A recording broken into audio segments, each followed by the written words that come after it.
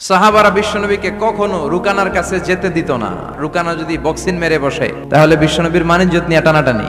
বিশ্বনবী একদিন ফজরের সালাত শেষে লুকিয়ে লুকিয়ে তিনি মক্কার সবচেয়ে বড় বক্সার রুকানার কাছে চলে গেল। যে বলল, রুকানা আসলিম তাসলাম, ইসলাম মানো শান্তিতে থাকবা, দুনিয়ায়ও থাকবা আখিরাতেও থাকবা। সুবহানাল্লাহ পড়েন। রুকানা বলে, না আব্দুল্লাহর বেটা মোহাম্মদ, আমি তো কালিমা পড়বো না, যদি বক্সিং খেলে আমারে হারায় দিতে পারো তাইলে কালিমা পড়ো। বিশ্বনবী বললেন, আমি তো বক্সিং খেলি না রে বাপ। রুকানা বলল, তাহলে আমিও কালিমা পড়ি না। বিশ্বনবী রাজি হলেন। অবশেষে ভাবলেন, আমি বক্সিং খেললে একজন যদি জাহান্নাম থেকে জান্নাতি হয়, বক্সিং খেললে সমস্যা কই। বিশ্বনবী রাজি হলেন। এবার বক্সিং খেলার পালা। রুকানা হাফ প্যান্ট পরে গায়ের মধ্যে জাইতুনের তেল মেখে এভাবে লাফাচ্ছে, পজিশন নেয় মারার জন্য প্রতিপক্ষকে। বিশ্বনবী তার পজিশন নেয় না, বিশ্বনবী দাঁড়িয়ে আছে। রুকানা বলল, মোহাম্মদ আমি লাফাচ্ছি, তুমি লাফাও না কেন? বিশ্বনবী বললেন, না আমি লাফাই না, কারণ আমি সেলাইবিহীন লুঙ্গি পরি। সেলাই ছাড়া লুঙ্গি পরে যদি কেউ লাফায়, বাতাসে সতর খুলে যাওয়ার সম্ভাবনা আছে না নাই? কি লাজুক নবী ছিলেন, কেউ বিশ্বনবীর লজ্জাস্থান জীবনেও দেখে নাই। রুকানা বলে, মোহাম্মদ তুমি মারো। বিশ্বনবী বললেন, তুই মার, কারণ আমি মারলে ওই মায়ের হজম করার ক্ষমতা তোর নাই। বিশ্বনবীর এক হাতে জান্নাতি 40 জনের শক্তি ঢুকায় দিছে কে?